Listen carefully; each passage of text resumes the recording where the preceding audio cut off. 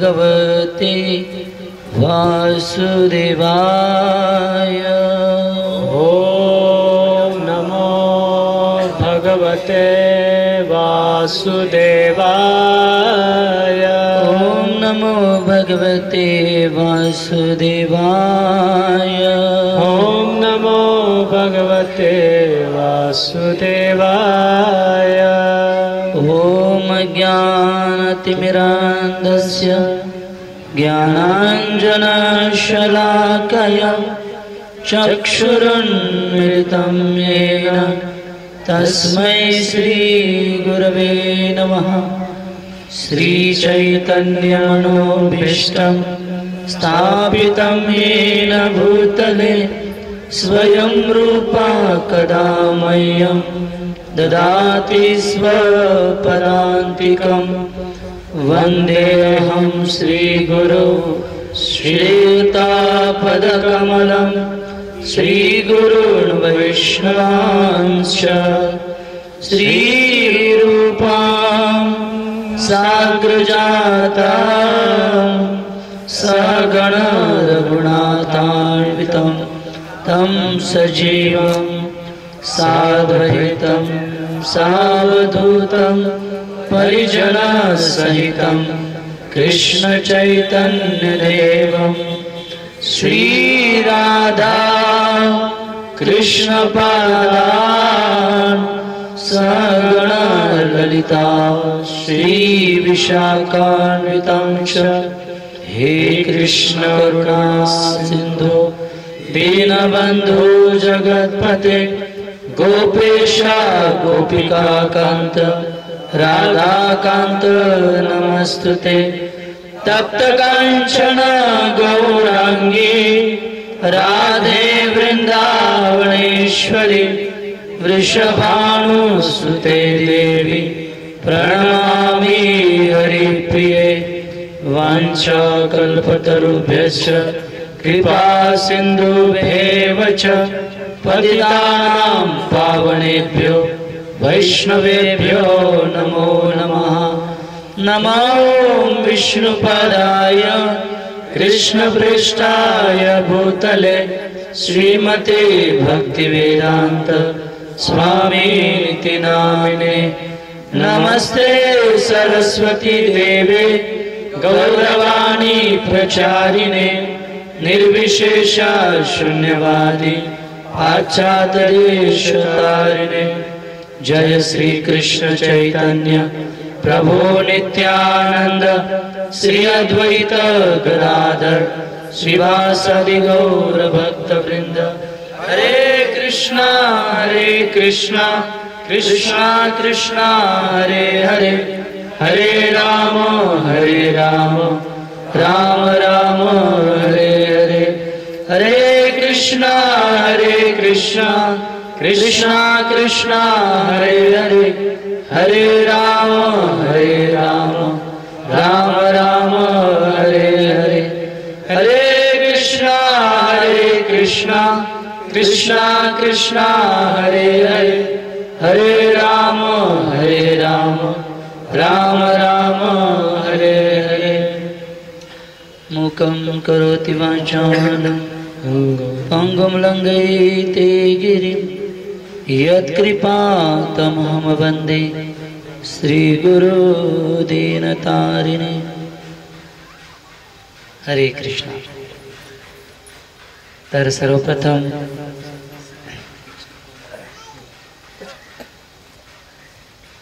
आजच्या या दुसऱ्या दिवशी, रामकथेच्या दुसऱ्या दिवशी आपल्या सर्व भक्तांचं हार्दिक स्वागत आहे।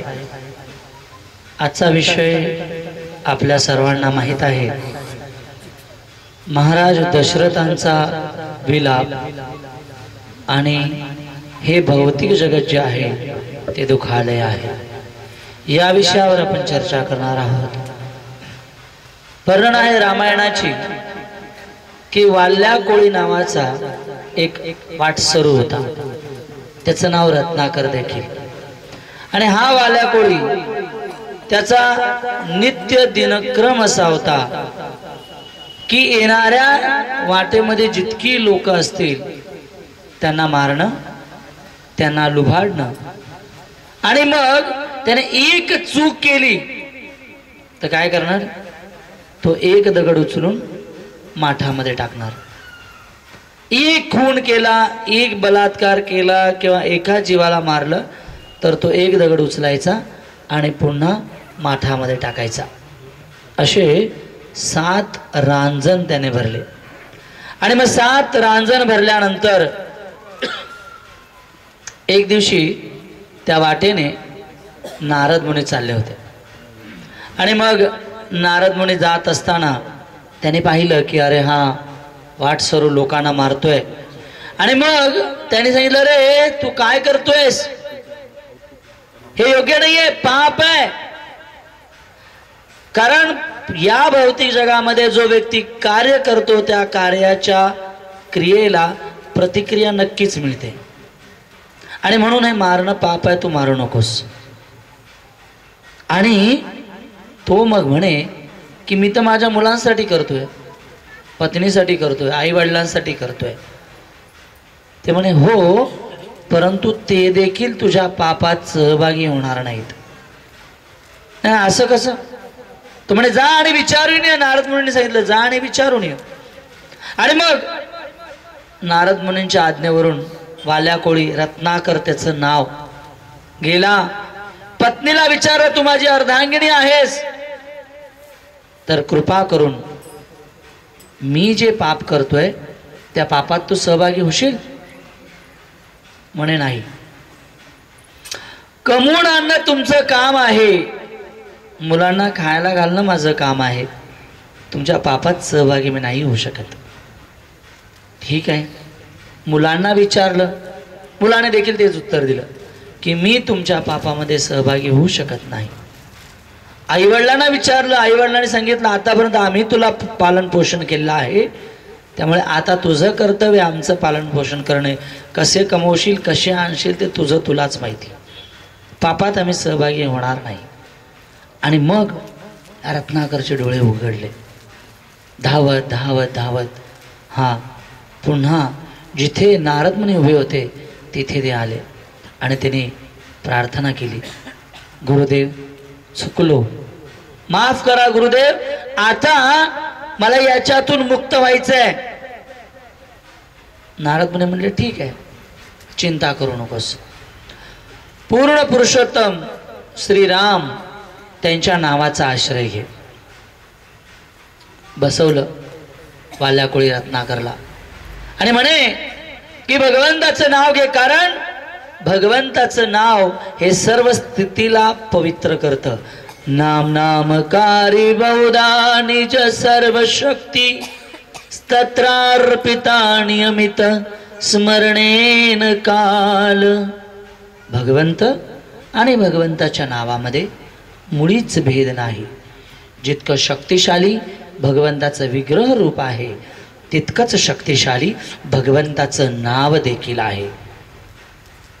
कलो दोष निधे राजन. श्रीमद भागवतम 18,000 श्लोक संपल्यानंतर हा शेवटचा श्लोक आहे. कलो दोष निधे राजन अस्ति एक महान गुण कीर्तन देवस्य कृष्णस्य मुक्त संग परम व्रजेत. या कलियुगामध्ये देखील भगवंताचं नाव राम म्हण, राम नामाचा जप कर, सर्व पापातून मुक्त होशील. बसला वाल्या कोळी, पण दुर्भाग्यवश त्याला राम म्हणता येईना, भगवंताचं नाव घेता येईना. ज्याने बरीच पाप केलेली आहेत ना, नाही घेऊ शकत भगवंताचं नाव. पायावर डोकं जरी फोडलं तरी नाही घेऊ शकत. का? कारण तो अजून त्यांच्या पाप वृत्तीतून किंवा पाप कर्मातून बाहेर आलेला नाहीये. आणि म्हणून भगवंताचं नाव घेण्यासाठी पाप वृत्ती संपली पाहिजे. वाल्या कोळी नाव घेऊ शकत नव्हता. नारद मुनी म्हणले ठीक आहे, काही चिंता नाही, राम म्हणू नको, मरा म्हण. ठीक आहे. आणि मग सुरू केलं वाल्या कोळी रत्नाकरने, मरा मरा मरा मरा मरा मरा राम राम राम राम राम राम राम. काय झालं त्याचं? राम झालं. 60,000 वर्ष वाल्या कोळीने तपस्या केली आणि मग त्याचा वाल्मिकी ऋषी झाले. आणि वर्णन आहे 60,000 वर्ष तपस्या केल्यानंतर वाल्मिकी ऋषी आपल्या गुरुकुलमध्ये आपल्या शिष्यांसमोर बसले होते आणि तिथे स्वयं गुरु नारद मुनीचं पदार्पण झालेलं आहे. आणि नारद मुनींनी विचारलं, नारद मुनींनी यांचं स्वागत केलं. नारद मुनींचं वाल्मिकी ऋषींनी आणि स्वागत केल्यानंतर बसवलं, त्यांचं पादप्रक्षालन केलं. साधू घरी आल्यानंतर स्वागत केलं पाहिजे. पूर्वीच्या काळी म्हणून लोक म्हणायची, साधू संत येते घरा तोची दिवाळी दसरा. उलट आहे, साधू संत येते घरा तोची खिडक्या दारे बंद करा कलियुगामध्ये. नाही तर मग नारद मुनींचं स्वागत केलेलं आहे. आणि वाल्मिकी ऋषी प्रश्न विचारतात की या त्रिभुवनामध्ये असा कोणता व्यक्ती आता आहे ज्याचं आपण चिंतन मनन केलं पाहिजे. आणि मग नारद मुनीने रामायणामध्ये सांगितलेले आहेत की 26 गुण असलेले भगवान श्री रामचंद्र अयोध्यामध्ये राज्य करत आहेत आणि ते पूर्ण पुरुषोत्तम भगवंत आहेत. आणि त्यांच्या वेगवेगळ्या गुणांची वाखाणकी नारद मुनी तिथे करतात. फार महत्वाचं आहे. आणि भगवंताचं ते गुण ऐकून वाल्मिकी ऋषी हृदयामध्ये त्यांच्या आनंद होतो. आणि मग दुसऱ्या दिवशी सकाळी ते स्नानासाठी तमसा नदीच्या काठी येतात. रामायणामध्ये फार सुंदर वर्णन केलं आहे. तमसा नदी शुद्ध पांढर शुभ्र पाणी वाहत आहे. सगळीकडे पक्षी गुंजमान करतायत, कमळं खिलायला लागलेली आहेत, संत पाण्याची धार वाहत आहेत. आणि वाल्मिकी ऋषी हे हृदयातून बरेच आनंदी आहेत भगवंताचा गुणकथा ऐकल्यामुळे. आणि मग अशा वेळी ते वर्णन करतात रामायणामध्ये की ती नदी पाहून, निर्मळतेचं ती नदी पाहून ते टीका करतात की साधूचं हृदय असं निर्मळ असलं पाहिजे, त्याच्यामध्ये द्वेष ईर्षा नसली पाहिजे. ही नदी म्हणजे साधूंचं प्रतीक आहे.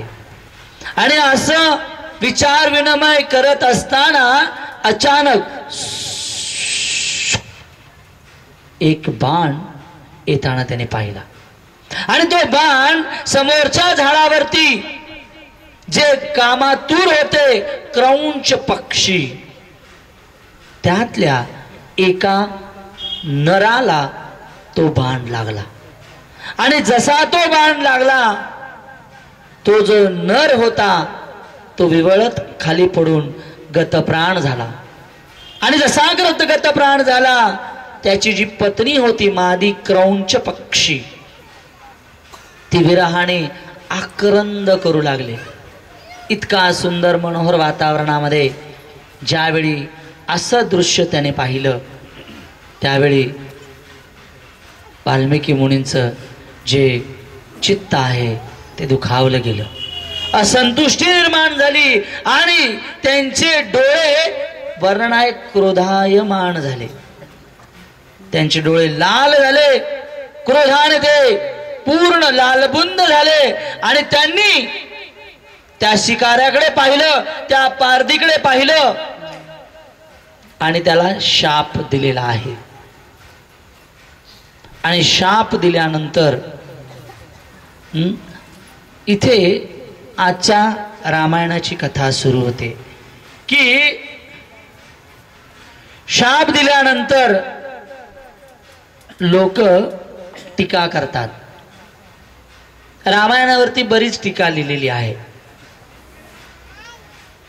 ज्याला जे वाटेल, ज्याला जे पटेल, ज्याला जसं मत होईल त्याला रामायण, महाभारत आणि भगवद्गीता सुचते.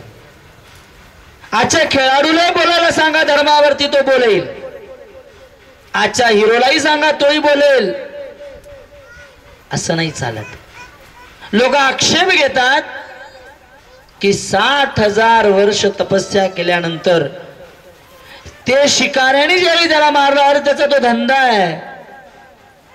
शिकारी तो प्राण्यांची शिकार करणार, तुम्ही साधू झाले म्हणून त्यांना शाप देण्याची काही गरज नव्हती. वाल्या कोळीवर ते लिहितात की तोही आधी शिकारी होता, ते विसरला वाटतं नाही. रामायणावरती बऱ्याच प्रतिक्रिया आहेत. लोकांनी भगवान श्रीरामांना स्त्री लंपट देखील म्हटलेलं आहे. एवढं लोक मारली, एवढी वानर सेना मारली एका स्त्रीसाठी, स्त्री लंपट म्हटलेलं आहे भगवंतांना. इतकीपर्यंत त्यांची मजल जाते. जसं रामायणामध्ये नव्हे तर बरेच पाठ आहेत, त्याचंही आपण चर्चा करू. वेगवेगळे लोक ज्यावेळी शास्त्राला सोडून किंवा शास्त्रांचा अभ्यास न करता आपलं मत ज्यावेळी व्यक्ती शास्त्रावर प्रस्तुत करतो, त्यावेळी समाज चुकीच्या दिशेने चालायला लागतो. शास्त्रावरचं जे मत आहे ते शास्त्रातून, गुरुच्या वाणीतून आणि आचार्यांच्या वाणीतून समजून घेतल्यानंतरच ते आपल्याला कळतं. जसं इथे उदाहरण आहे, 2 कारण सांगितलेले आहेत. वाल्या कोळी वाल्मिकी ऋषीने त्या शिकाऱ्याला शाप देण्याचं महत्वाचं कारण आहे. सगळ्यात पहिलं कारण की क्रौंच पक्षी जो आहे तो असा पक्षी आहे, हे पक्षी शास्त्रज्ञाने देखील सिद्ध केलेलं आहे. क्रौंच असा पक्षी आहे, नर आणि मादी हे दोघं एकत्र राहतात, हे कधीच आपला संबंध तोडत नाहीत. जर नर गतप्राण झाला किंवा नर मेला तर मादी पुन्हा दुसऱ्या क्रौंच पक्षाशी संबंध करणार नाही. आणि म्हणून ज्यावेळी त्या शिकाऱ्याला शाप देतात त्याच्यामध्ये भार्या हा शब्द वापरलेला आहे. भार्या म्हणजे पतिव्रता, त्या पतिव्रतेला दुखवलेला आहे. म्हणून क्रौंच जो पक्षी आहे ही दया आहे साधूची, तो दुसऱ्या पक्षाशी संबंध ठेवत नाही, म्हणून तिला पतिव्रता म्हटलेला आहे आणि म्हणून त्यांनी शाप दिलेला आहे. आणि दुसरं कारण, हे महत्वाचं कारण आहे. का बरं वाल्मिकी ऋषीने शाप दिला? कारण तेही आधी शिकारी होते आणि त्यांना माहिती होतं शिकाऱ्याचं कर्तव्य काय आहे, कोणाची शिकार करावी आणि कोणाची शिकार नाही करावी हे वाल्मिकीला माहिती होतं. ज्यावेळी 2 प्राणी कामातूर असतात त्यावेळी शिकार करायची नसते, हा नियम होता. हा शिकारने नियम तोडला होता, म्हणून वाल्मिकी ऋषीने त्यांना शाप दिलेला आहे. आणि तिसरी गोष्ट, शाप देण्याचं अजून एक कारण, ही भगवंताची योजना होती की त्यांच्या मुखातून अशा प्रकारचे छंद परिपूर्ण असलेले श्लोक निर्माण व्हावेत जी रामायणाची सुरुवात असेल.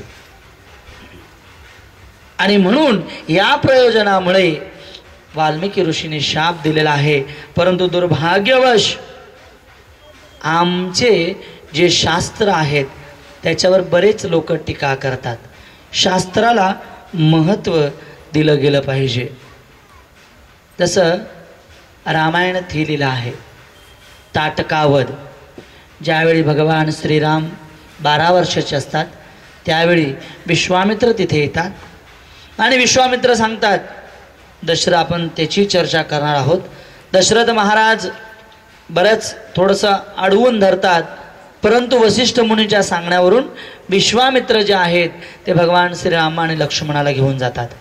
आणि घेऊन जात असताना दशरथ महाराज सांगतात भगवान श्रीरामांना, जे काही विश्वामित्र सांगतील ते तू तंतोतंत त्याचं पालन करायचं, ते तुझ्या गुरुस्थानी आहेत. आणि मग विश्वामित्र, राम, लक्ष्मण इथे येतात. या जंगलामध्ये आल्यानंतर वर्णन आहे रामायणामध्ये ताटका. आता हिची फार मोठी स्टोरी आहे. ही ताटका असुर कशी झाली, सुबाहू आणि मारीच त्याची मुलं, यांनाही भगवंत राम नंतर मारतील. तर ही ताटका ही अंगावर धावून यायला लागली आणि विश्वामित्राने सांगितलं तिला मार. भगवान श्रीरामाने प्रत्यंचा लावली, परंतु भगवान मारले नाही लगेच. श्री संप्रदायातले आचार्य म्हणून रामायण वाचलं पाहिजे, आचार्यांच्या टीकेसहच वाचलं पाहिजे. एक आचार्य फार सुंदर टीका लिहितात की भगवंत विचार करत होते, विश्वामित्राने गुरुने सांगितलं मार. दशरथ महाराज तेही भगवंताचे शुद्ध भक्त आहेत, त्यांनी सांगितलं जे विश्वामित्र सांगतील ते तुला करायचंय, म्हणजे मारणं भाग आहे. परंतु भगवंत विचार करत होते. भगवंत काय विचार करत होते की ही स्त्री आहे आणि हिला मारणं शास्त्र धर्माच्या विरुद्ध आहे. स्त्रीला मारलं नाही पाहिजे. ब्राह्मण, गाय, स्त्री आणि बालक याची हत्या शास्त्रामध्ये संमत नाही. यांना चौघांना प्रोटेक्शन मिळालं पाहिजे, संरक्षण मिळालं पाहिजे. मग भगवंत विचार करतायत, भगवंताने प्रतंचा तरी लावलेली आहेत, विश्वामित्र सांगतायत, परंतु भगवंत विचार करत होते की अशी कोणत्या लीला आहेत किंवा काही घटना घडलेत का ज्या ठिकाणी असुराला मारण्याचा प्रयत्न झालेला आहे, स्त्री असुराला मारण्याचा प्रयत्न झालेला आहे. आणि मग त्याची शास्त्रामध्ये बरीच उदाहरणं भगवान श्रीरामांच्या ध्यानामध्ये येतात. आणि मग बराच विचार केल्यानंतर तरीही भगवंत मारत नाहीत.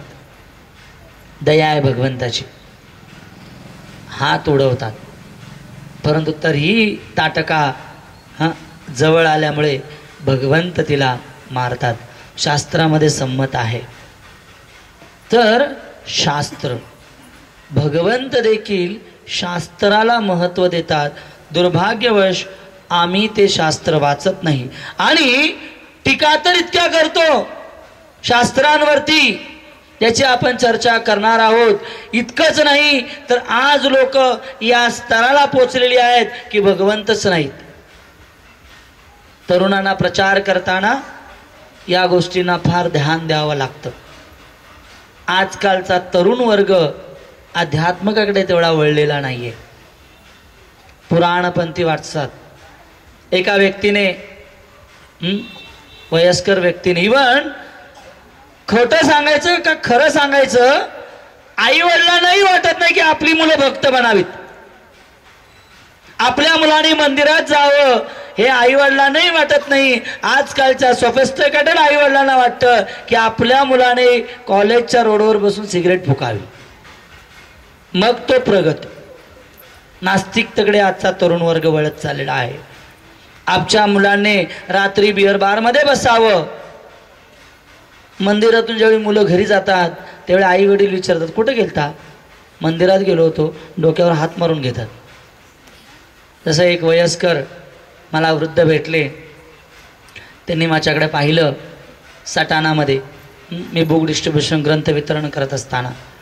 म्हणे अरे तू तर तरुण दिसतोस, धड धाकड, 2 हात 2 पाय, अरे काय आहे, राम राम राम करायला लावलंयस तू, काम कर, मेहनत कर आणि भक्ती म्हातारपणी केली पाहिजे. अशी जी कामं आहेत ना म्हातारं झाल्यावर केलं पाहिजे. ठीक आहे म्हणलं, हे कपडे घ्या, तुम्ही घ्या, तुमचे मला द्या, तुम्ही मंदिरात जा, मी बाहेर जातो. ते नको. नाही नाही नाही नाही असं नाही रे. वृद्धपणात भक्ती आणि तीही होणार नाही. पुढे आपण बघणार आहोत, life is preparation, death is examination. परंतु नास्तिकवादाकडे आजचा समाज चाललेला आहे. हे जहाज जर पाहिलं तर तुम्हाला त्याची प्रचिती येईल. याचं नाव आहे टायटॅनिक. ऐकलं असेल तुम्ही. आत्ताच 2012मध्ये त्याला 100 वर्ष पूर्ण झाली. कशाला? बुडायला. तर हे जे टायटॅनिक जहाज होतं, या जहाजावरती हे जो बनवणारा होता त्यांनी घोषणा केली होती. घोषणा काय बघा, नास्तिकवादाचा प्रचार. घोषणा अशी की जरी भगवंताने जरी ठरवलं तर हे जहाज भगवंतही बुडवू शकत नाहीत. 2,500 ते 3,000 अमेरिकेमधले श्रीमंत लोक या जहाजावर होती. हे जहाज अशा प्रकारे बनवलं होतं की त्याच्यावरती एअरपोर्ट, 5 स्टार हॉटेल, स्विमिंग पूल, जगातल्या सगळ्या सुविधा या जहाजावर प्राप्त होत्या. जगामध्ये सगळ्यात जास्त स्पीडने पळणार हे जहाज होतं. इतकंच नव्हे तर त्या जहाजावरती कितीतरी विवाहित जोडपी आपला मधुचंद्र मनवण्यासाठी गेले होते. आणि इतकंच नव्हे तर वर्णन आहे की याचे जे कुक होते ना, कुक, ते जगातले मानांकित कुक होते. असं नव्हतं. आणि मग घोषणा केली की जर भगवंत जरी आले तरी हे जहाज कोणी बुडवू शकणार नाही, अशी घोषणा केली. आणि मग हे जहाज निघालं. पहिल्याच धक्क्यामध्ये हे जहाज कोलमोडून पडलं. बर्फाच्या एका मोठ्या डोंगरावर आदळलं आणि त्याच्यामध्ये पाणी शिरलं आणि हजारो लोक गतप्राण झाली. सांगण्याचं, जेवढं तुम्ही भगवंताच्या प्रकृतीला आव्हान द्याल ते आपलंच नुकसान आहे, प्रकृतीचं नाही. आणि म्हणून भगवंताची जी आहे अस्तित्व हे निश्चित आहे. परंतु दुर्भाग्यवश शास्त्राला आपल्या मताप्रमाणे प्रस्थापित करण्यासाठी आज जो लोकांनी खटाटोप चाललेला आहे, आणि दुसरे कोणी नाही, आपले हिंदूच लोक आहेत. जसं भगवद्गीता, आज जर तुम्ही बाजारात भगवद्गीता घ्यायला गेला तर 700 भगवद्गीता आहेत. वेगवेगळ्या पंडितांनी, वेगवेगळ्या ज्ञानींनी लिहिलेली एक भगवद्गीता आहे. त्याच्यामध्ये सांगितलेलं आहे 5 पांडव म्हणजे 5 इंद्रिय, काहीच मिळ नाही. आणि आत्मा म्हणजे भगवान श्रीकृष्ण. बघा, गांधीजींनी लिहिली, लोकमान्य टिळकांनी लिहिली, विनोबा भावेने लिहिली, किती भगवद्गीता. परंतु ज्यावेळी स्वतःच्या मताला प्राधान्य दिलं जातं त्यावेळी आपण समाजाची दिशाभूल करत असतो. गेल्या मंगळवारी सामंतगाव पॉलिटेक्निकल कॉलेज आहे, सामंतगावला आहे, तिथे मी जात असतो. हुशार वर्ग नाशिक जिल्ह्यातला. तिथे मुलांसाठी एक विषय घेतला, मृत्युंजय कादंबरी. नाही, कर्णाला देव मानलेला आहे, नाही का? परंतु शास्त्र न वाचल्यामुळे किती तरुण पथभ्रष्ट झालेले आहेत याची कल्पना कोणी आपल्या मताला प्राधान्य देण्यात आलेलं आहे.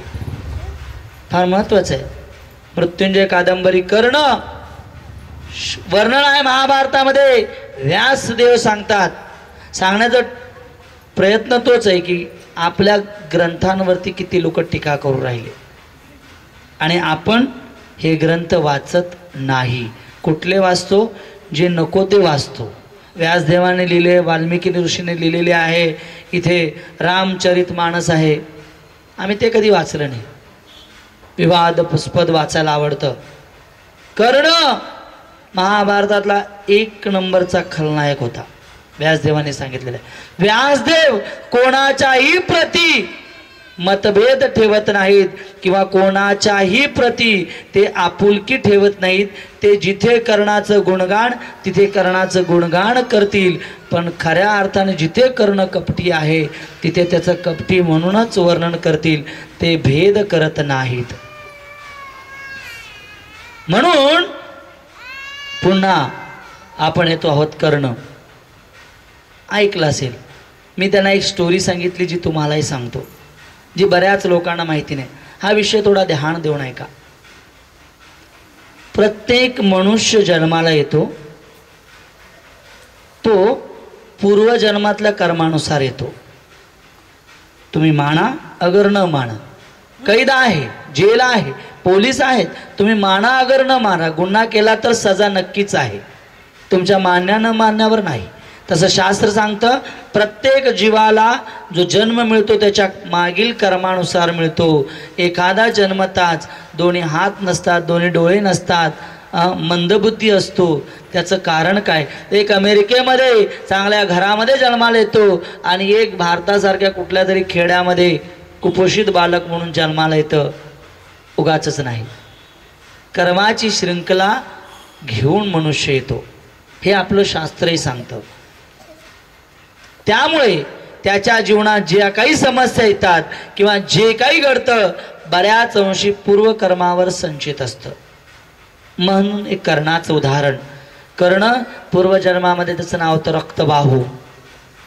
हा रक्तबाहू त्याने ब्रह्माजीची तपस्या केलेली आहे 1000 वर्ष, आणि कडक तपस्या केल्यानंतर ब्रह्माजी प्रसन्न झाले. ब्रह्माजीकडून वरदान मागितलं. आसुरी वृत्तीचे लोक आसुरी वरदान मागतात. जसं हिरण्यकशिपूने मागितलं, वर नाही, खाली नाही, बाहेर नाही, आत नाही, याने नाही, त्याने नाही, सकाळी नाही, संध्याकाळी नाही, रात्री नाही. परंतु भगवंतांनी नक्कीच मारलं त्याला. तसं यानेही विचार केला. सतयुगात आयुष्य 1,00,000 वर्ष होतं, म्हणजे 1,00,000 वर्ष आयुष्य असेल तर मग ब्रह्मदेवाकडे त्यांनी प्रार्थना केली, मला 100 कवच द्या. सहस्त्र कवच त्याला म्हटलेलं आहे. आणि एक कवच कोण भेदू शकतो? जो 1,00,000 वर्ष तपस्या करेल तो एक कवच भेदू शकतो, असं वरदान द्या. आणि मग या रक्तबाहूला वरदान मिळालं. आणि मग ज्यावेळी असुरांची वृत्ती काय आहे? गायींचा वध, बालकांना हत्या, गायींचा वध.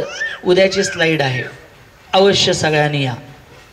7 मातांपैकी एक माता, त्याची भारतीय संस्कृतीमध्ये काय विल्हेवाट लावण्यात आलेली आहे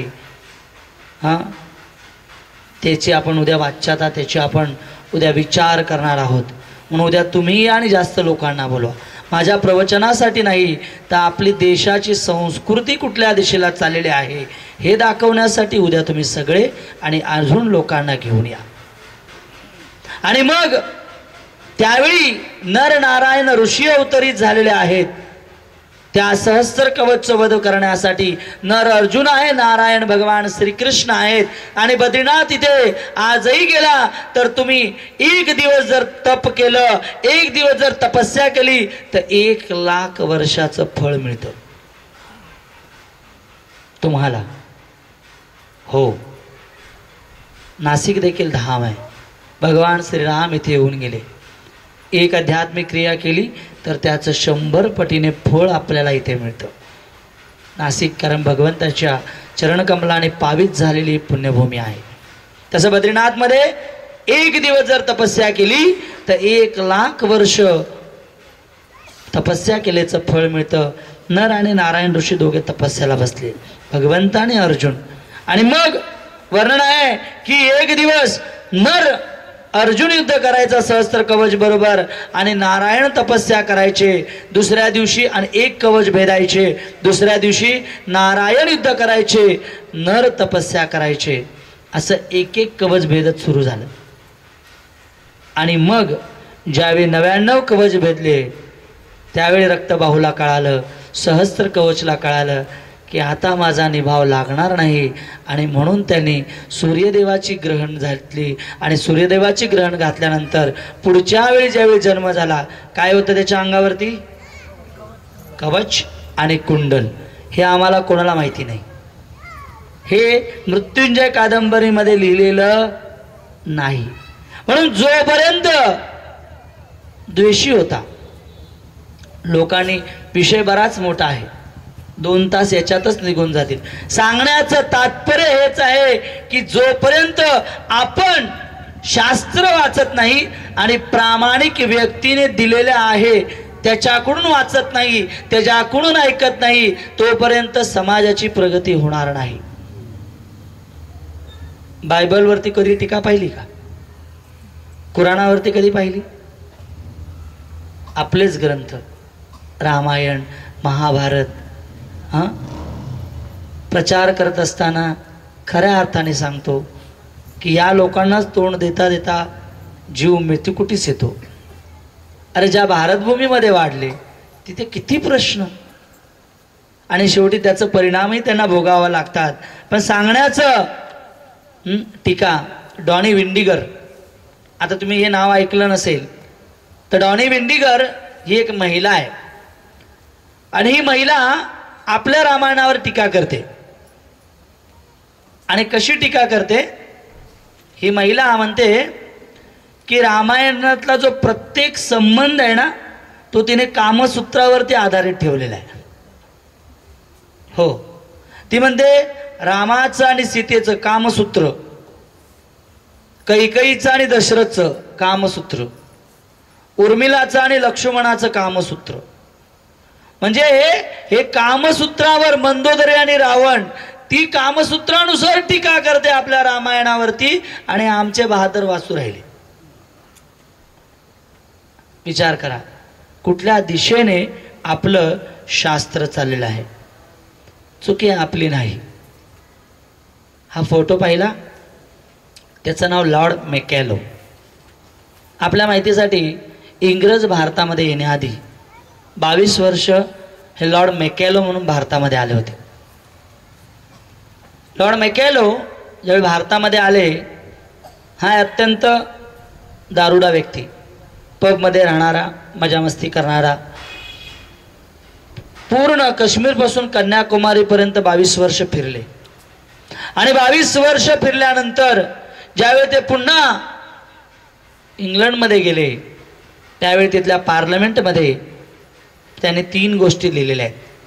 आजही जर तुम्ही तिथे गेलात तर पार्लमेंटमध्ये या 3 गोष्टी नमूद आहेत. पहिली गोष्ट लिहितात की भारतामध्ये चोरी होणार नाही. पहिलं स्टेटमेंट आहे. आमचे एजगिरी शिक्षाष्टकम प्रभूने देखील ते वाचलेलं आहे. ते जात असतात प्रचाला बऱ्याच अंशी बाहेरच्या देशामध्ये. तर मग त्यांनी लॉर्ड मेकॅलोने सांगितलं की भारतात कधीच चोरी होणार नाही. दुसरी गोष्ट, भारतामध्ये कधीच भिकारी नसणार आहे. तुम्हाला वाटेल अरे असं कसं? उदाहरण फार सोपं देतो. थोडं खेडेगावात जा, भिकारी असतो का तिकडे? भिकारी नसतो. त्याचं कारण मी नंतर सांगेन, पण सांगण्याचं त्यांनी लिहिलं भारतामध्ये भिकारी नसेल. आणि तिसरी गोष्ट तो लिहितो, भारत हा असा देश आहे जर त्याने आपली संस्कृती सांभाळली तर तो पूर्ण जगावर राज्य करू शकेल, असं त्याने लिहिलेलं आहे. आणि मग ती त्याला प्रश्न विचारण्यात आला की आम्हाला तर भारतावर राज्य करायचं आहे, आम्हाला भारतावरती राज्य करायचंय, मग त्यासाठी तू आम्हाला काय सांगतोस? तो म्हणे 2 गोष्टी कराव्या लागतील. सगळ्यात पहिली गोष्ट तो म्हणे की यांची जी आर्थिक परिस्थिती आहे ती आहे कृषी आणि गोरक्षा. कृषी आणि गोरक्षा यांच्यावर यांची आर्थिक परिस्थिती अवलंबलेली आहे. त्यामुळे यांना याच्यापासून दूर करा, यांच्या गायी मारायला चालू करा. म्हणून तुमच्या माहितीसाठी इंग्रज आल्यानंतर काऊ किलिंग ॲक्ट सुरू झाला. त्याच्या आधीमध्ये भारतामध्ये एकही कत्तलखाना गायीचा नव्हता. तो यांनी सुरू केलेला आहे. इथून टाकेत 44 किलोमीटर आहे. तिथून 5 किलोमीटर मायदरा म्हणून एक गाव आहे. मी तिथे प्रचाराला जात असतो तरुण मुलांना प्रचार करण्यासाठी.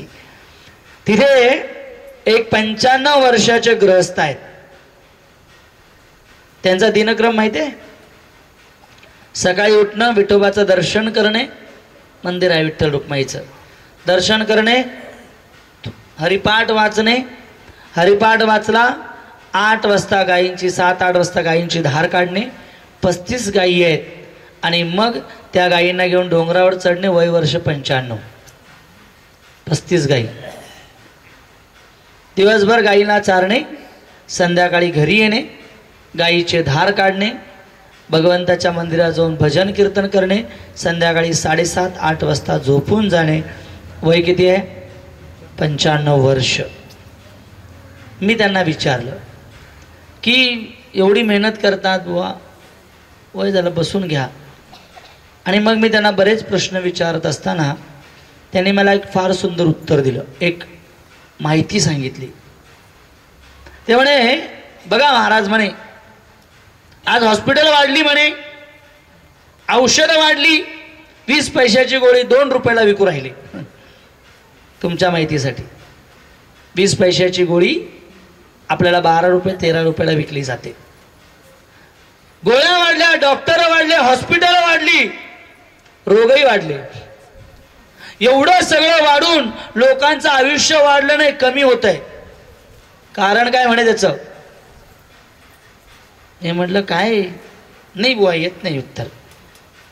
त्याने सांगितलं फार सोपं उत्तर आहे महाराज. म्हणे पूर्वीच्या काळी गाय होती, गाय. सांगा बरं गाईला माता का म्हणतात? दूध देते म्हणून तिला माता म्हणत नाहीत. तिला माता म्हणण्याचं कारण आहे ती भावना ओळखते. माता तिला म्हटलं जातं, ती भावना ओळखते. दूध देते तिला माता म्हटलं जात नाही. जी भावना ओळखते तिला माता म्हटलं जातं. तुमच्या माहितीसाठी, जर घरामध्ये एखादं बाळ किंवा घरामध्ये एखादं मूल किंवा घरामध्ये एखादा व्यक्ती आजारी पडला तर गाईला ते कळतं म्हणे. आणि मग ज्यावेळी गाई डोंगरामध्ये जाईल त्यावेळी ती तिथे ती औषधं खाऊन ती दूध देईल आणि तिचं दूध पिल्यानंतर मनुष्य बरा व्हायचा. तुमच्या डॉक्टरची फिक्टरची गरज नाही म्हणे.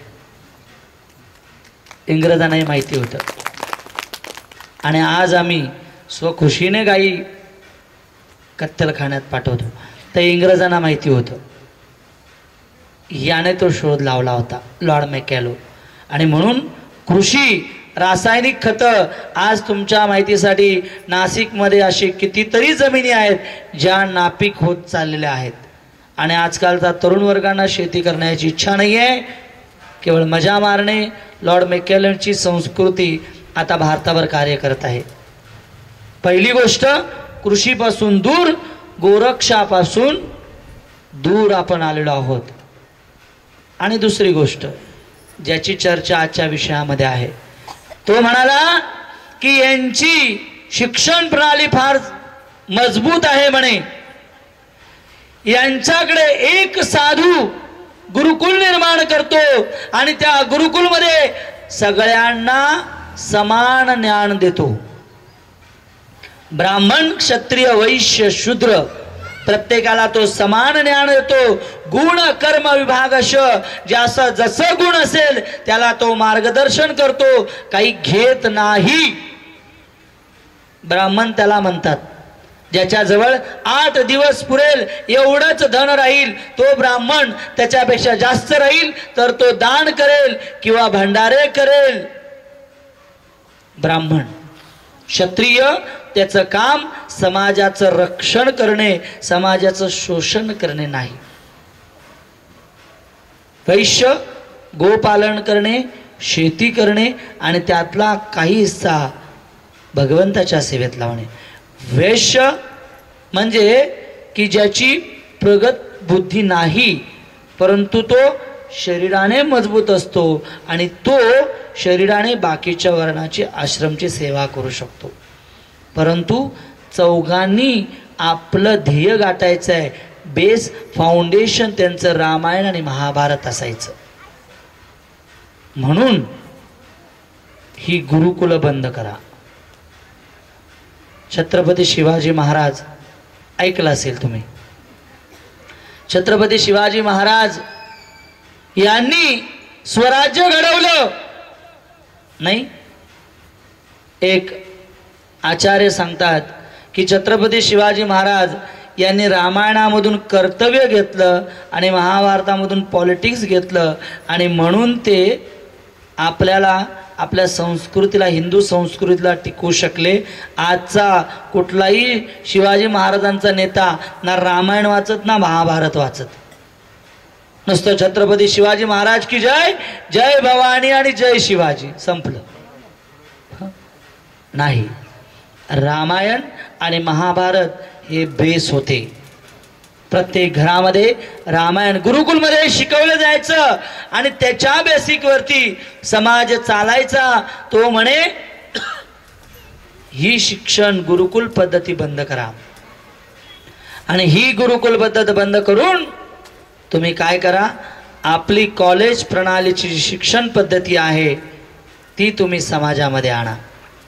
आणि म्हणून आज जर तुम्ही पाहिलं आजची कॉलेज शिक्षण प्रणाली ज्याच्यामध्ये संस्कृतीचा मुळीच बेस नाही आहे, संस्कृती शिकवलीच जात नाही आहे। जसं एक ह्यांना तर ओळखतच असाल, डॉक्टर अब्दुल कलाम मुंबईला एका युनिव्हर्सिटीमध्ये गेले होते, पुण्याला क्षमा करा, आणि युनिव्हर्सिटीमध्ये बरेच स्टुडंट बसले होते। मग प्रश्न विचारायचा आहे त्यांना। मग प्रश्न कसा विचारावा तर सगळ्यांचे प्रश्न घेतले आणि त्या प्रश्नांमध्ये जे आहे एक उत्तम प्रश्न निवडला आणि तो त्यांच्यासमोर सादर केला। तो प्रश्न पुण्यामधल्या आमच्या एका भक्ताच्या मुलीने विचारला होता। प्रश्न फार सुंदर होता, सिलेक्ट केला, सगळ्या स्टुडंटमध्ये तो प्रश्न सिलेक्ट केला। प्रश्न होता की आजकालची जी शिक्षण प्रणाली आहे, आजकाल जी शिक्षण प्रणाली आहे याच्यातून सहकार मिळत नाही। शिक्षण याच्यामधून सहकार मैत्रीता मिळाली पाहिजे, परंतु आजच्या शिक्षण पद्धतीमध्ये रॅगिंग होतं नाही। आणि आम्ही त्याला आमची शिक्षण प्रणाली श्रेष्ठ घालतो मुलं इंग्लिश मीडियम मध्ये नाही, वाटतं किती चांगली शिक्षण पद्धती आहे। नाही, जिथे सहकार नाही, जिथे संस्कृती नाहीये, नीट लक्षात घ्या, मुलांना मोठ्या कॉलेजमध्ये किंवा मोठ्या इंग्लिश मीडियम स्कूलमध्ये घालून जर तुम्ही समजत असाल की आम्ही आमचं कर्तव्य करतो तर प्रश्नचिन्ह आहे, चुकीचं आहे ते। जस्ट काही दिवसापूर्वी 4 दिवसापूर्वी मी एका व्यक्तीशी भेटलो नाशिकमध्ये, नाशिक रोडला। त्या व्यक्तीने मला त्याचं स्वप्न सांगितलं। काय स्वप्न होतं? तो म्हणे की माझं स्वप्न आहे मला वृद्धाश्रम बांधायचं आहे। म्हटलं का हो वृद्धाश्रम का? अनाथालय, गोरक्षा आहे, आता वृद्धांना सांभाळतील ना मुलं? म्हणे नाही हो। त्याने मग नाशिकमधल्या एका वृद्धाश्रमचं वर्णन सांगितलं। तो म्हणे की मी वृद्धाश्रम फिरत असतो, एका ठिकाणी गेलो, दोघही पती पत्नी वयस्कर झाले होते। मी त्यांना विचारलं तुमचा मुलगा? म्हणे आमचा मुलगा सीए आहे। काय आहे? सीए, परंतु त्याला आम्हाला द्यायला वेळ नाहीये, त्याने तिथल्या मॅनेजमेंटकडे पैसे देऊन ठेवलेत, मेले तर सांगा येऊन अर्धा तासात निघून जाईल, माझ्याकडे वेळ नसतो। मुलांना मोठ्या शिक्षणामध्ये घालणं ते कर्तव्य नाही, तर मुलांवरती संस्कार देणं रामायण महाभारताचे ते खरे कर्तव्य आहे। गुरुर्न सस्यात् पिता न सस्यात् जननी न सस्यात् शास्त्रामध्ये सांगितलेलं आहे। कोणाला आई म्हणावं, कोणाला पिता म्हणावं, कोणाला बंधू म्हणावं, जे आपल्या मुलांना बंधूला भगवंताच्या भक्तीबद्दल सांगत नाही ना, त्यांना माता पिता म्हणू नये। जर आपल्या मुलांना ते भगवंताबद्दल सांगत असतील, रामायण महाभारताबद्दल सांगत असतील, संध्याकाळी शुभंकरोती घेऊन म्हणत असतील, तर त्यांना माता पिता म्हणावं, नाहीतर माता पिता म्हणून घेण्याचा अधिकार नाही। आणि लक्षात ठेवा, ज्या मुलांना तुम्ही आज इंग्लिश मीडियममध्ये 60-60, आम्ही इंग्लिश मीडियमच्या अगेन्स्ट नाही, परंतु तिथे संस्कृती शिकवली जात नाही, तिथे फक्त व्यावहारिक। मी काही दिवसापूर्वीच ऐकलं, ते म्हणे की आता कॉलेजमध्ये अशी एक सिस्टम येते की त्याच्यामध्ये की संभोग कसा करावा, सोफिस्टिकेटेड, मग इथून कसं करावं त्याचं शिक्षण पण कॉलेजमध्ये दिलं जाणार आहे. लवा कलियुग आहे, काही होऊ शकतं. संस्कृती दिली गेली पाहिजे. म्हणून ह्या मुलांना तुम्ही आज वेळ दिला नाही, संस्कृती दिली नाही, केवळ पैसा दिला, तर ज्यावेळी आम्ही म्हातारे होऊ, आम्ही मृत्यूच्या दारावरती येऊ, त्यावेळी आम्हाला संस्कृती आणि प्रेम मिळणार नाही. पैसा मिळेल, पैसा नक्कीच मिळेल, प्रेम आणि संस्कृती मिळणार नाही. ती मिळण्यासाठी आधी संस्कृती जतन केली पाहिजे. लहान होतो, 5 वर्षाचा असेल, आजोबांना दगड फेकून मारला होता मी. आईला काहीतरी उलट बोलले, दगड फेकून मारला. आईने हात जाळून टाकला होता माझा, दगड मारतो म्हणून. पण तीच आई हाताने मेहंदी लावत होती रात्री, डोळ्यातून टपाटपा अश्रू गिरत असताना. ही संस्कृती जर तुम्ही दिली नाही तर नक्कीच तुम्ही ज्यावेळी एकटे असाल त्यावेळी तुम्हाला कोणीही विचारणार नाही. म्हणून संस्कृती जपली गेली पाहिजे. आणि मग यांना प्रश्न विचारला की डॉक्टर अब्दुल कलाम, की बाबा आजकाल संस्कृती शिकवली जात नाही, सहकार शिकवला जात नाही, वडीलधाऱ्यांचा आदर्श आजच्या शिक्षण प्रणालीमध्ये शिकवला जात नाही, त्याबद्दल तुमचं काय मत आहे? राष्ट्रपती यांना विचारला प्रश्न आणि यांनी उत्तर दिलेलं आहे. ते म्हणे की बरोबर आहे, आजच्या शिक्षण प्रणालीमध्ये या गोष्टींची तरतूद आहे. संस्कार, आदर्श, आदर या गोष्टी शिकवल्या जात नाहीयेत. त्याचं दुर्भाग्य मला देखील वाटत आहे, परंतु आम्ही आता फार पुढे आलेलो आहोत. म्हणून या गोष्टी करणं तितकंच अवघड आहे. परंतु माझं एक मत आहे, प्रत्येक स्टुडंट, प्रत्येक विद्यार्थ्याने, समाजातल्या प्रत्येक घटकांनी आपली संस्कृती जपण्यासाठी एका संस्थेशी एक निगडीत झालं पाहिजे, जिथे हे कल्चर शिकवलं जाईल, जिथे ही संस्कृती शिकवली जाईल, जिथे हे आदर्श शिकवले जातील, इथे झालंच पाहिजे. आणि म्हणून आज आपण इथे जी शास्त्रांवरती टीका आहे ते शास्त्र वाचलं पाहिजे. आपली संस्कृती जर आपण नाही जपली तर कोणीही जपणार नाही आहे. लॉर्ड मॅकॅलोने ही गुरुकुल पद्धत बंद केल्यामुळे रामायण, महाभारत जे काही शास्त्र होतं, चाणक्य नीती देखील शिकवली जायची, परंतु आज ते काहीच शिकवलं जात नाही आहे. दुर्भाग्यवश म्हणून आज समाजामध्ये असंतुष्टी, मुलांचं उद्या स्टॅटिस्टिक पण देणार आहे, किती मुलं आत्महत्या करू राहिले, किती मुलं काय करतायत ते उद्या देणार आहे. आपण पुन्हा रामकथेकडे बोलू. वर्णन आहे की भगवान श्रीराम जे आहेत ते येण्याआधी महाराज दशरथ ही त्यांची अयोध्या नगरी, या अयोध्या नगरीचं नाव अयोध्या का? अयोध्या नगरीचं अयोध्या नाव यासाठी होतं की कुठलाही योद्धा तिला पराजित करू शकला नव्हता. अयोध्येमध्ये राहणारा प्रत्येक योद्धा अजय होता, म्हणून त्याचं नाव होतं अयोध्या. आणि महाराज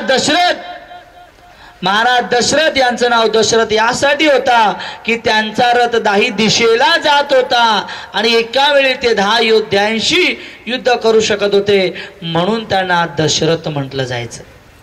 असे दशरथ महाराज शरयू नदीच्या तीरावरती अयोध्येमध्ये वास करत होते.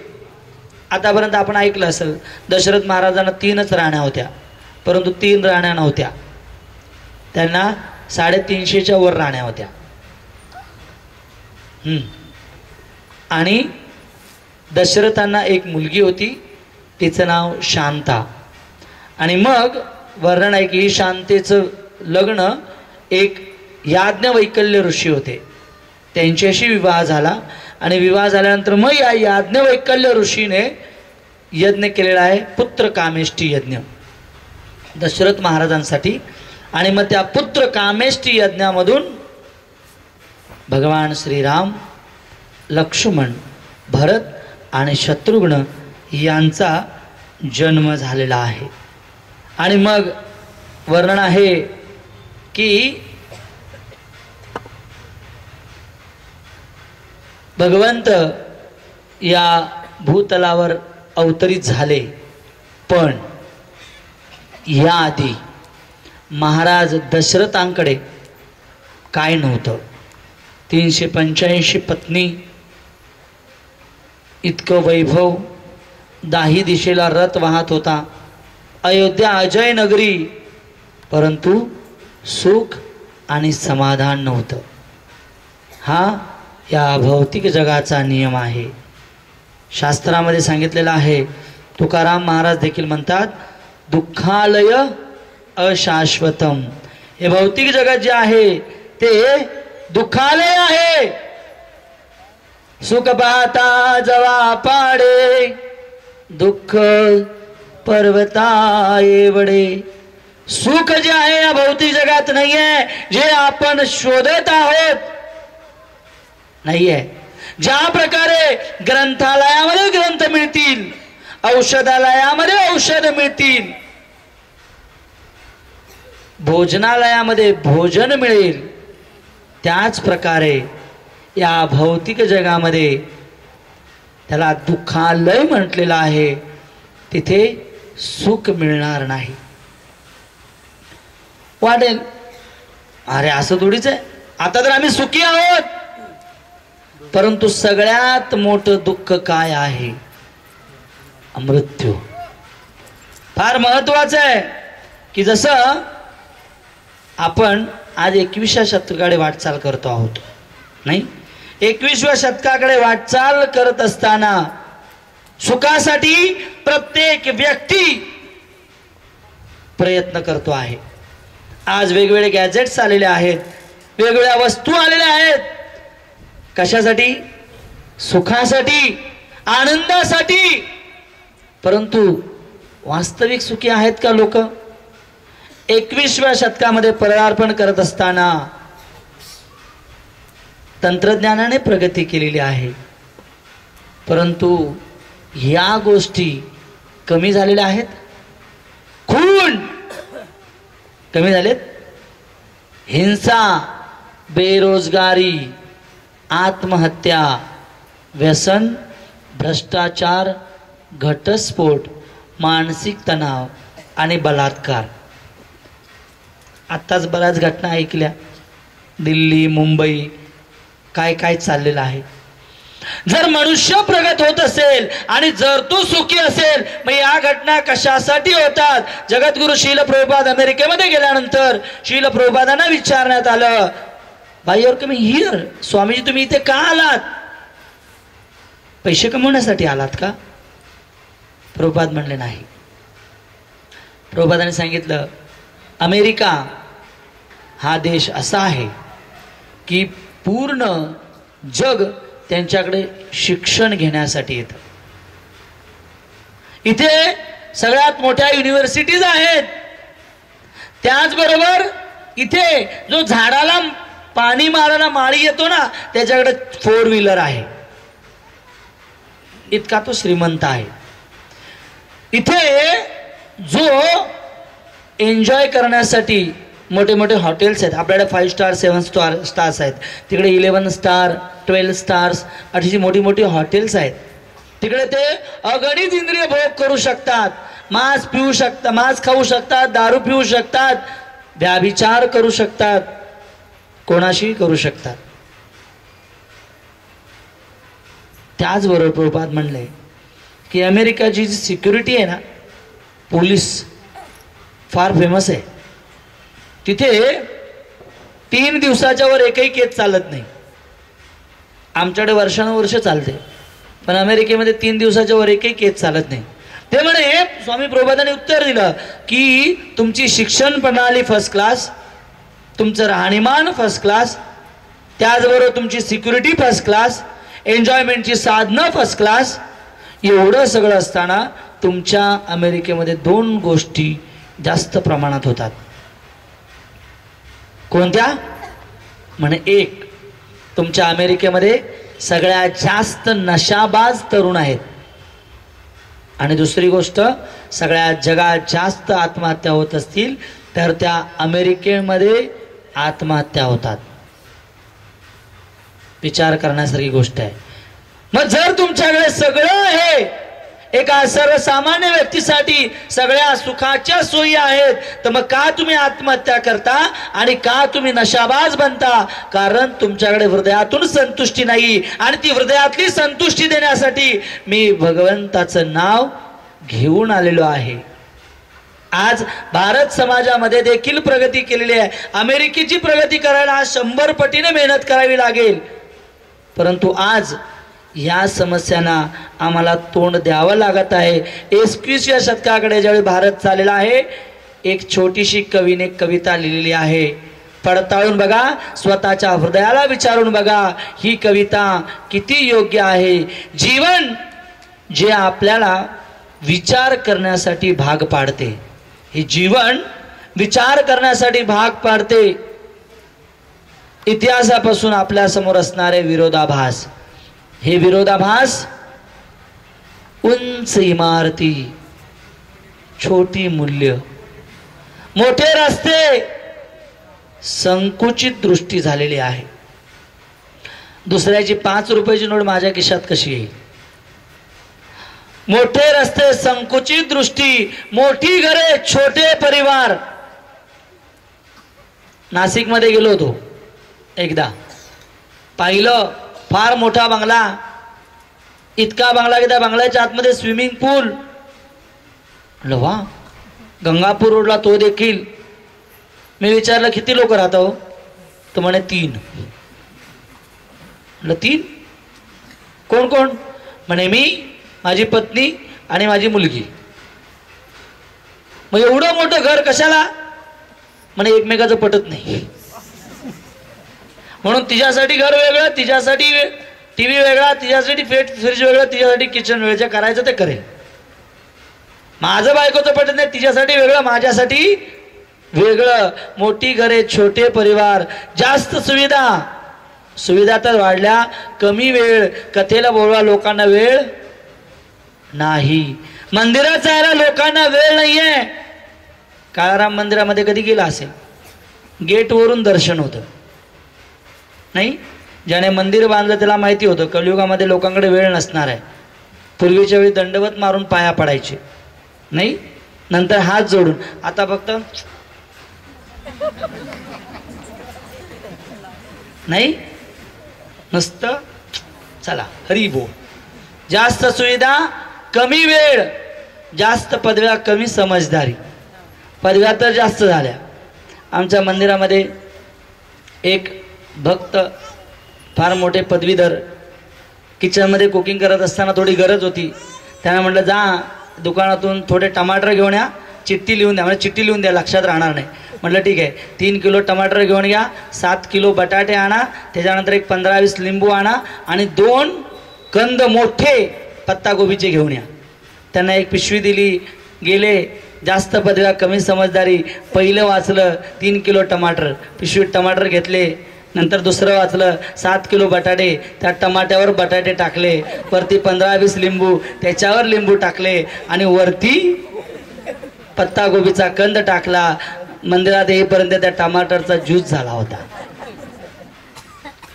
जास्त पदव्या, कमी समजदारी, व्यावहारिक ज्ञानच नाहीये. कुठेही पार्किंग करतील नाही, कुठेही थुकतील, काही करतील. जीवनाचे विरोधाभास, जास्त औषध, कमी स्वास्थ्य नाही का? वाढते स्वामित्व, मी हे करतो, मी ते करतो, मला असं करायचंय, मला तसं करायचंय. ढासळते नैतिक मूल्य. परंतु नैतिक मूल्य ढासळून गेलेलं आहे. बाह्य जगावरती विजय, आतून पराजित आहेत. मखमलाबाद रोड त्या साईडला मंदिराच्या बाजूला जागा घ्यायची होती, म्हणून मग पहिल्यांदा डोनेशन कलेक्शनसाठी उतरलो होतो आम्ही. आणि मग नामांकित लोकांना भेटत होतो. तर तिकडे गेल्यानंतर एक फार मोठा रो हाऊस आहे, त्या रो हाऊसमध्ये मी गेलो. आमच्या एका व्यक्तीने आम्हाला नेलं. नेल्यानंतर त्यांनी ओळख करून दिली. ते म्हणे की हे अमुक अमुक असे मुंबईचे कल्याणचे एक फार मोठे बिल्डर, आणि वय झालं होतं 75च्या आसपास, 70-75च्या आसपास होते. मी बराच अंदाज केले. कामवाली आली, अर्धा पाऊण तास बसलो होतो. कामवाली आली, तिने आपलं काम केलं, निघून गेली. विचारलं काय हो, माफ करा, तुमच्याकडे मुलं परिवार, कल्याण मुंबई म्हटल्यावर तो म्हणे है ना, क्यों नहीं है, 3 लड़के हैं, तीनों की शादी हो चुकी है, बड़े धूमधाम से शादी किया. बाबा मग तुम्ही इथे एकटेच का राहता बुवा? ते म्हणे खरं सांगू का महाराज, हे तिघं मला मारायला